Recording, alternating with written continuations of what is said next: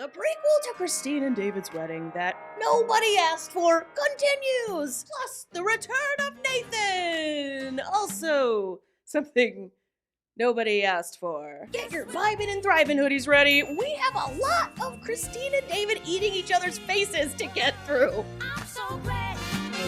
Was he attracted to me? Does he love me?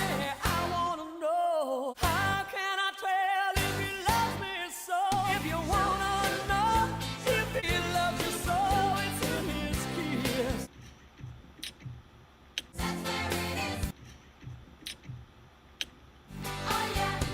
Well, there's no other way to say it. This is the moving/making out episode. This moving plotline is also, like most things on this show lately, a total lie. Cody's not helping Meri move. It's actually just Nathan getting free furniture. Production has just allowed Cody to say it's him helping his ex-wife move. While Nathan and Meri's sister Rebecca, aka Nathan's last standing wife, are hanging out waiting for Noodle to come over, Nathan asks Meri, how has the spiritual divorce process been treating you? It was a good process for me. Cody might say otherwise.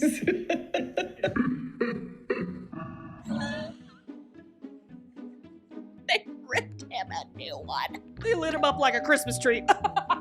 We already had the divorce. Divorce and divorce are basically I'm a double D now. Double D Meri. Ask me what it's like to have double Ds. A lot lighter than I thought he'd be. I did go through that legal divorce. This is probably the juiciest part of the episode for me. When production asks Meri, okay, let's talk about how every fear Janelle had during the legal divorce came true. Because I did go through that legal divorce for the benefit of Robin and her kids. At the same time, I knew that mine and Cody's relationship was not in a solid place. I think Meri took a risk and it backfired big time. I didn't know what was going to change. He had a conversation with Janelle and she was concerned about things changing. And they did. What a dramatic pause. Meri is really very compelling and very charming on camera this season. And of course, it helps that she's finally joining the rest of us and piling onto Cody. Sentimental for a divorce, broken marriage? Is that how you see it? Well, it is. Oh, is that how you see it, Meri? Maybe some people see it like you had a smoking hot blonde. How else is she supposed to see it? That's what it is. It's a broken marriage. Remember what it's like when one of your wives leaves you, Nathan? We know that's happened to you before. My heart has gone out to her so much about how long she's kind of been hanging on. My heart goes out to Mer so much. Poor Mer, being strung along for all those 10 years at my behest, including still. I do have a wife who says that you need to have her come over for Christmas. In no way, shape, or form. Because Cody's just kind of shooting from the hip here, we get this crazy Cody has resting face segment. And it's not that I'm grumpy or yelling or doing something, it's that I have resting ass face. Now, I know people online have said Cody and Robin hired a PR person.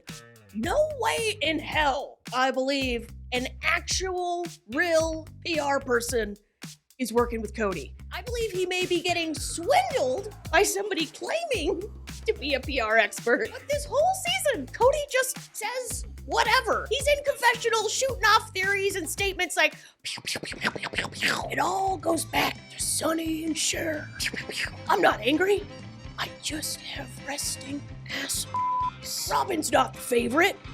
She's just the only one I love. And that can't possibly be the same thing. It's all because of that Do You Believe song Cher did. If I never would have heard You Believe in Life After Love, I wouldn't have believed. No matter how hard I try. I call it his murder face. I hate it. What? Why does Cody have a murder face? Although this is not new information to us. Remember when they were trying to do that big family photo at the dedication and He looked like he was one say cheese away from strapping dynamite to his chest. Like, he looked like a freaking psycho. I'm just about to melt down, and there are naughty words coming from my brain. Look down the lens. Look at the camera. Look down the lens. You look at him. Like, you can't use the murder face on the kids. She's like, get in your pajamas. I'm like, that's too scary. I call it his Ted Bundy eyes. It's like, honey, put away the knife. No Ted Bundy eyes when you're slicing lemons. Avoid the eyes. How's it going? Keep on still here, Mono. As soon as Cody pulls in, he's immediately ignoring Meri. Cody? Cody? How's it going for you, bro? It's going all right. Yeah. Cody, this is all ice. You might want to back up more. Yoo-hoo! Over here! A-doo-doo-doo-doo! Yodelay. Oh. Hello, Cody! Cody, move your truck closer, you stupid idiot! Why would we purposefully carry furniture over like 20 feet of ice? Hello! You're a loser! Meri, Cody is having a moment here with his bestie Nathan. How's it going? And I'm gonna keep on I'm coming to look at it. Cody comes over like he's in charge or something. I'm like, that's Meri's job, sir. What's he gonna do next? Install a fajita cantina in his new $2 million mansion with Robin?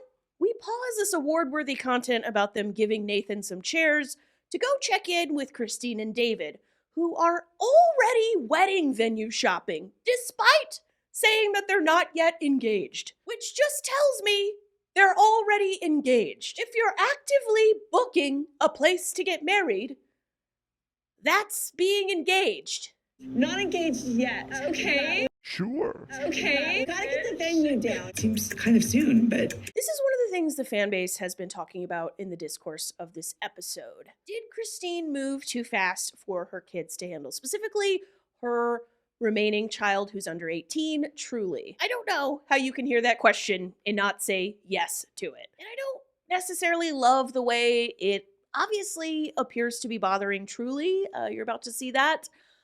What I will say, this is how Christine people do that stuff. Like, that's how these people roll. We are not taking it slow. I'm 50. I'm an ex-polygamist, and I'm locking in my bald-headed boyfriend. I'm 50. Nice. Not again? sorry, Mom. I didn't mean to push you into There is a giant elephant in the room of this episode, and it is truly consistently and constantly running between and physically separating Christine and David. I didn't mean to push you She into keeps coming between. Rito's like, ha ha ha, good one, Truly.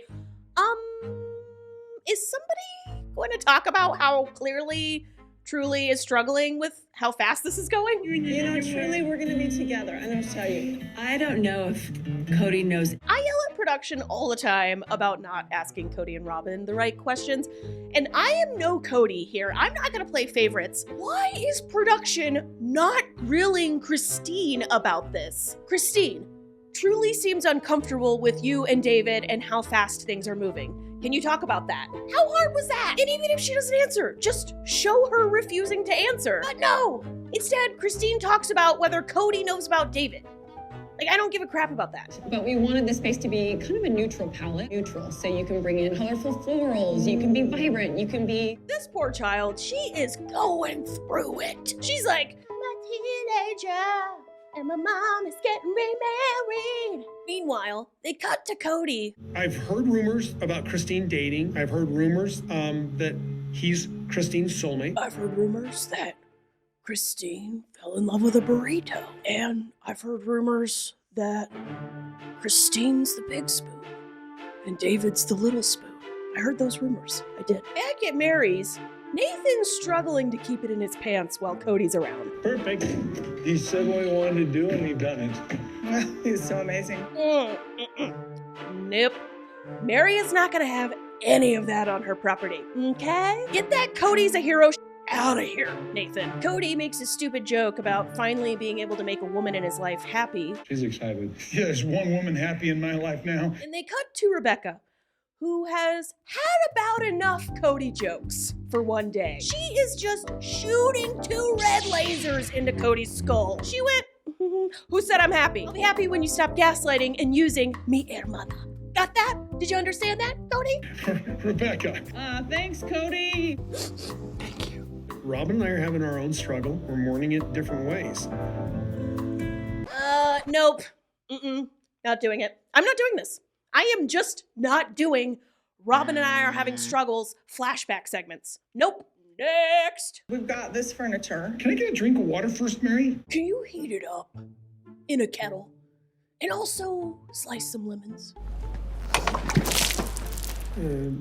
By all indications, I think Meri might start to feel better. Glad one woman's happy. So he's reusing the glad I made one woman happy joke. And the editors put them both in the episode.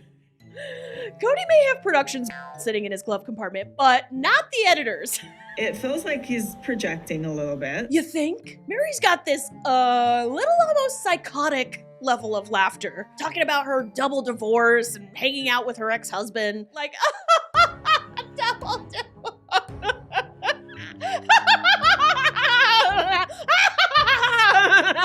Like, that is the state that Meri's in. She doesn't seem that happy to me. She seems kick-assy, very confident, which I love for her. But I agree, Cody is the one who is telling us on camera that he is finally feeling some relief. Oh, I'm absolutely relieved that it's done. Meri says a quick line about, Cody doesn't really know me anymore. And it's true. Cody hasn't spent time with Meri in like 10 years. He has no idea that this is very much, at least partly a defense mechanism, okay? Let's be real here. They start joking about Nathan and Rebecca having to choose sides, and Nathan's like, Well, I chose the blonde with the long hair. Well, everybody's got a good sense of humor about it. It's just final. It's sad. Why is it sad to you? she doesn't believe him. Just the end of an era, you know? It's the end of an era. For me and the LuLaRoe money. It's just, we were so strong for so long. Great hoodie, by the way. I think his realization after I took the steps, separation through the church, I think that realization kind of hit him. Meri is having a full-blown talk sesh with her sister Rebecca, as if Cody is not just sitting right there on the couch beside them. Yeah, he was like, why did it happen so fast? You know what I mean? Maybe. Money. Oh, did I just say money? Did I say that out loud? Oops. Rebecca is like, I'm ready for my close-up. She grills Cody about, why are you complaining? You're the one who dumped Meri. You're saying it's my own darn fault. Oh, yeah, because you're the one that said you didn't want to be married to. It's not something that is comfortable for him or right for him or good for him. Meri just goes right back to talking as if Cody's not in the room. And then, in confessional, Cody says this highly offensive line. It offends me to think that I would be stuck with those 3 women. What is he doing? Throw him away. Boo! Throw the whole man away. Amazingly, Cody goes back to the Sonny and Cher reference. When Sonny and Cher got divorced, I was 6. And it broke my heart. It freaked me out. It's like, it's just something that saddened me. Sonny and Cher getting a divorce, devastating. Sonny and Cher getting a divorce. Just devastating for me, babe. I got you, babe. I'm sorry, I can't. Can you stop filming me? We've ridden the wave. We've crashed the ship. We survived. We're on the shore, but we crashed the ship. We rose with the high tide. We sank with the low. We hit an iceberg. But it didn't fully sink us. But it did eventually sink us. And then we swam to a buoy. Gandalf's big bird picked us up, dropped us off on the beach. We did live, but Robin did get attacked by sand crabs. I saw Christine off in the jungle making out with David. They flash the sad Cody and Christine wedding pictures, and I knew as soon as the words, "I struggled to get the day off," came out of Cody's mouth, we were in for a show. My wedding day with Christine was, I'll be honest with you, it was very sad. I struggled to get work off for it. I had 2 wives in tow. One of them was pregnant. And when I arrived, I had a 1,000-yard stare with a bride that I was marrying in some form of obligation. I am disgusted by this narrative that Cody was forced to marry Christine by the royal court of polygamy, that he was just so pressured into it. You already had 2 wives. All you had to do was just say no. Are you kidding me? When they walk outside to view the outdoor ceremony space, Truly does that thing where she runs between and physically separates Christine and David, and then she runs down the hill and appears to almost break her ankle here. Methinks the teenager doth protest the burrito. Unfortunately, the back half of this episode is basically they won't stop acting like horny teenagers in front of their kids. What Oh my the gosh. person beside you is dealing with right now I'm gonna keep you. is the worst storm they ever been in. You've never had to face this heavy of an attack. You ain't ever been broke like this. Oh, David. Truly,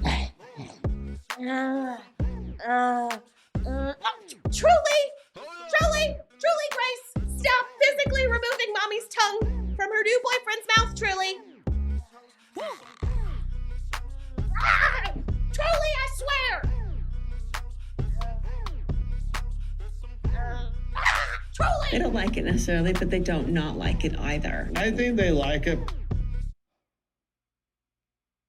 They don't like it, Christine. Nobody wants to see their parent sucking face with their new boy Rito, okay? And I guess technically she's his melted Monterey Jack cheese, because this burrito is Suizo style, all right? They are all over each other like melted cheese on a burrito Suizo. You know, there are places where PDA like this is very much expected. It's called bars. Also, I agree that this is not worth calling CPS over. Some people are really, I saw people online classifying this as, not gonna go there, but there's probably other stuff that these parents have done that qualifies more. But also, it's not just awkward for the kids. What is this poor lady supposed to do while y'all are making out? Is she supposed to just babysit the kids so y'all can dry hump on the platform? Oh, kids, have I showed you this large opening and closing thing we call a door? These are just giant pivot doors. Rotate it just like that. Oh, kids, don't look.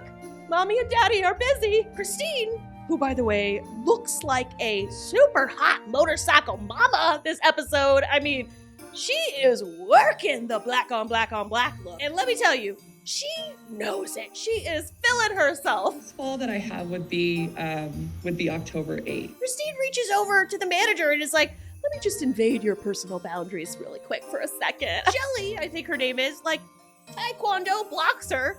My hair. I don't think so, ma'am. I am, most likely, a Mormon, and that is borderline lesbian activity. As the episode starts to wind down, Robin gives us her big line from the trailer. Yeah, they're all moving on. I feel like the idiot that got left behind. This is a wildly different version of Robin from the one we've been seeing sit on the couch describing how horrible all these people were to her children. Why would you want them to stay if they've been so mean to your kids? So which one is it? Sob and Robin? Are they horrible people who you were lucky to escape from? Or were they decent family members that you now feel abandoned by? Nonetheless, this will serve as Robin's new tagline. I may be in the front when it comes to being richer than my husband's exes, but I feel like the idiot that got left behind. We have time for lunch on the way? Absolutely. Awesome. Awesome, dude. Hey, let's hit up Outback Steakhouse on the way. You have time for that? Oh, man, I can talk some more about Sonny and Cher. Do you believe in blooming onions? On that note, if you're looking for more but different polygamy-related content, check out my Seeking Sister Wife playlist, where Garrick Merrifield is over there using Bible verses to bang Brazilian hotties. And of course, I will be back next week to recap episode 8. Also, if you haven't already, please make sure that you are subscribed.